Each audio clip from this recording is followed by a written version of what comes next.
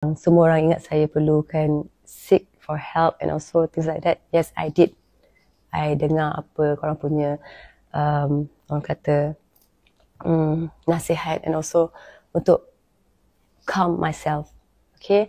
And especially I nak cakap thank you so much yang siapa-siapa been supporting me throughout everything, my ups and downs, and especially yang jadi recently ni. Okay.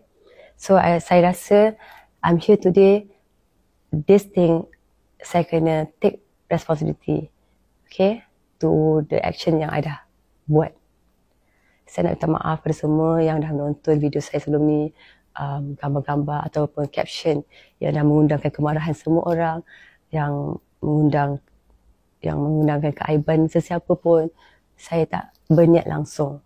Saya minta maaf. Saya tak patut talking about my marriage in public. That was wrong. I admit it was wrong.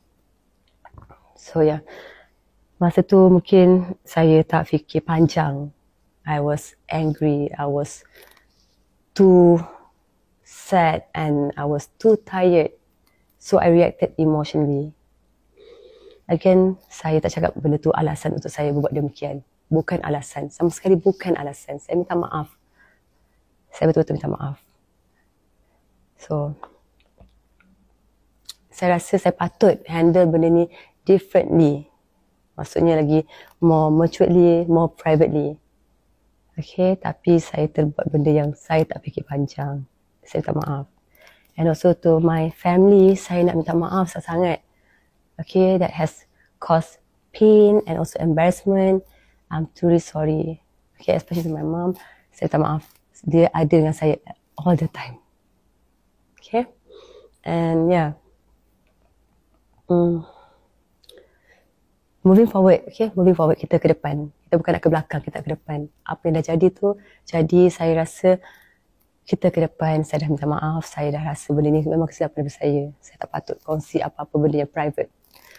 Jadi saya rasa saya nak focus on myself, rebuild myself to become a better person, to become a stronger woman, and also paling penting, to become a better mother.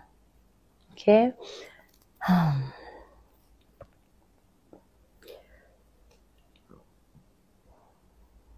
Like semua human being, I'm learning. So this progress saya. Saya learn, saya heal, and of course, I'm taking things one step at a time. To those yang mendoakan kebaikan saya dan juga keluarga, terima kasih banyak-banyak. Saya tak tahu macam mana saya nak balas jasa korang. Jujur saya cakap, saya sentiasa doakan kebaikan dan juga kesenangan kepada semua yang menonton video ni sekarang. Okay? Jujur saya kata saya minta maaf. Dah tak ada apa untuk saya bercakap. Saya rasa saya takut kalau saya membebel lagi, saya takut salah cakap lagi. Saya nak minta maaf. Betul-betul minta maaf from the bottom of my heart. I'm really, really sorry. What I did was wrong. Yeah. Assalamualaikum.